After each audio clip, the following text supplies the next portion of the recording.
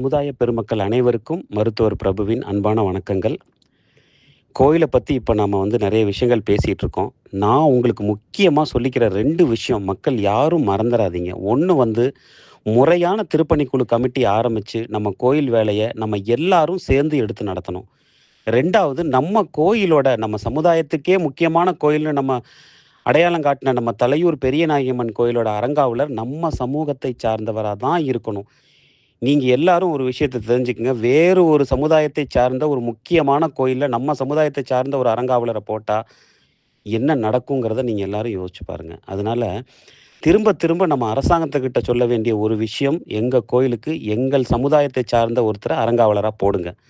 அதே மாரி நம்ம சமுதாயத்தை சார்ந்த ஒவ்வொருத்தர்கிட்டயும் நாம சொல்ல வேண்டியது பிளஸ் அது மட்டும் இல்லாம நம்ம சமுதாயத்தை சார்ந்த ஒவ்வொருத்தரும் நினைக்க வேண்டியது என்னன்னா, இதுவரைக்கும் என்னமோ நடந்துட்டு போகுதுங்க. இனிமேலாவது ஒரு ஒழுங்கான, முறையான திருப்பணிக்குழு கமிட்டி அமைச்சு நம்ம கோயில நடத்தணும். உங்க எல்லாத்துக்கிட்டயும் நான் ரொம்ப தாழ்மையா கேட்டுக்கிறேன்.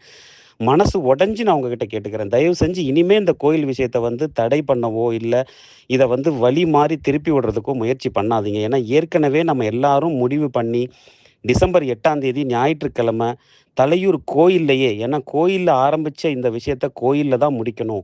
கண்டிப்பா டிசம்பர் 8ஆம் தேதி ஞாயிற்றுக்கிழமை நம்ம எல்லாரும் நம்ம சமுதாயத்தில இருக்கிற ஒவ்வொருத்தரும் இந்த கோயில கட்டணும்னு நினைக்கிற யாரா இருந்தாலும், நீங்க கோயிலுக்கு வாங்க. அங்க உட்காந்து நம்ம திருப்பணிக்குழு கமிட்டி அமைச்சு, அத நம்ம பரிந்துரை செய்வோம். நம்ம மினிஸ்டர் ஏற்கனவே முடிவு பண்ண மாரி அத முறையா பரிந்துரை செஞ்சு நம்ம கோயில் வேலைய ஆரம்பிப்போம்.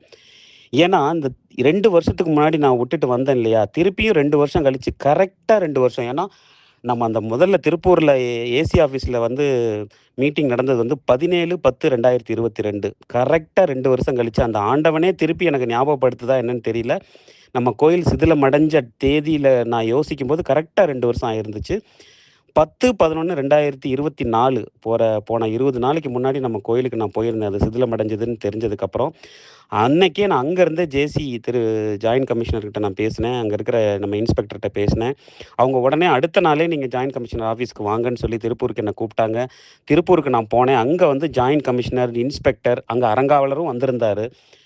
அங்க அவரு சொல்றாரு, "சார் ஜாயிண்ட் கமிஷனர் சொல்றாரு, இதுவரைக்கும் இருந்த அந்த அந்த ஆணைய நம்ம ரத்து செஞ்சுட்டு, உங்க தலைமையில அதாவது டாக்டர் தலைமையில புதுசா நீங்க ஆணை போட்டு நீங்களே வேலைய ஆரம்பிங்க சார். இத்தன வருஷமா இது இப்படியே இருக்குது. நீங்க தயவு செஞ்சு நீங்க இத சீக்கிரமா வேலைய ஆரம்பிங்கன்னு" என்கிட்ட கேட்டதுக்கு, நான் என்ன தெரியுமா சொன்னேன்? அப்ப ஜாயிண்ட் கமிஷனர் இருக்காரு, இன்ஸ்பெக்டர் இருக்காங்க, அறங்காவலர் இருக்காங்க. "சார் இவ்வளோ வருஷம் நின்னுட்டு போனது, இன்னும் அதிகபட்சம் எனக்கு ஒரு ஒரு 2, 3 வாரம் டைம் குடுங்க. எங்க மக்கள்கிட்ட நான் பேசி ஒரு முறையான ஒரு திருப்பணி குழு கமிட்டிய அமைச்சு, உங்களுக்கு நான் அத பரிந்துரைக்கிறேன். அது மூலமா எங்களுக்கு வேலை செய்யறதுக்கு நீங்க அலோவ் பண்ணுங்க" அப்படின்னு நான் சொல்லியிருந்தேன். அதுக்காக தான் அங்க அவங்க என் பேர்ல குடுக்குறேன்னு சொன்ன அந்த ஆணைய கூட நான் வேணான்னு சொல்லிட்டு, டிசம்பர் 8ஆம் தேதி இந்த கூட்டத்துக்கு நான் ஏற்பாடு பண்றேன். இன்னைக்கு பார்த்தா அதே 8ஆம் தேதி வேற ஒரு இடத்துல இது சம்மந்தமா கூட்டம் நடக்குதுன்னு கேட்டா, எனக்கு உண்மையாலுமே மனசு வருத்தம் அடையுது. ஏன்னா, எல்லாத்தையும் தானே கூட்டி நம்ம வைக்கிறோம். யாரையும் நம்ம தவிர்க்கலையே! அப்படி இருக்கும்போது, இதுக்கு இன்னொரு இடத்துல கூட்டம் நடத்துறதுக்கு என்ன அவசியம் இருக்கு? இது என்னன்னா, நம்ம மக்களையே நம்ம குழப்புற மாரி இருக்கு.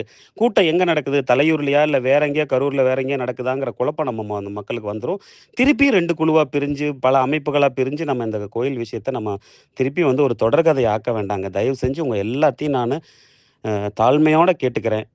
டிசம்பர் 8ஆம் தேதி கோயிலுக்கே வாங்க. தலையூர் பெரியநாயகியம்மன் கோயிலுக்கே வாங்க. எவ்வளோ பேர் முடியுமோ வாங்க. ஆயிரக்கணக்கில, லட்சக்கணக்கில நீங்க எவ்வளோ பேர் வந்தாலும் வாங்க. அன்னைக்கு உட்காந்து நம்ம கமிட்டி போடுவோம். அன்னைக்கு நம்ம அத கவர்மெண்ட்டுக்கு பரிந்துரை செய்வோம்.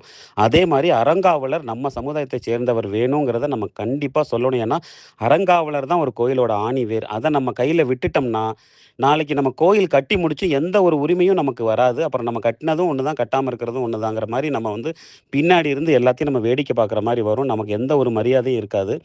அதனால இந்த 2 விஷயத்தையும் நான் தாழ்மையோட கேட்டுக்கிறேன். நீங்க அ நடத்தி காட்டணும். நம்ம எல்லாரும் நடத்தி காட்டுவோம்.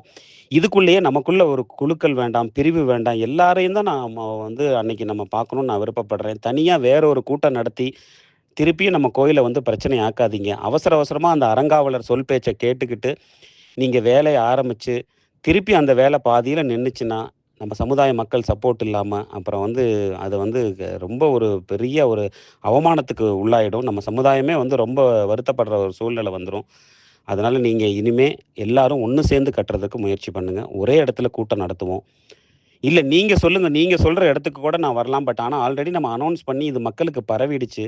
அதனால நாம வந்து திருப்பி இந்த இடத்த நம்ம மாத்துறது, இந்த கூட்டத்த மாத்துறது வந்து நல்லா இருக்காது. டிசம்பர் 8 ஞாயித்துக்கிழமை தலையூர் பெரியநாயகம்மன் கோயில் சன்னதியில, அந்த வளாகத்துல காலையில 10 மணியிலிருந்து மதியம் 2 மணிக்குள்ள இந்த கூட்டம் நடக்கும். நீங்க எல்லாரும் வந்துருங்க.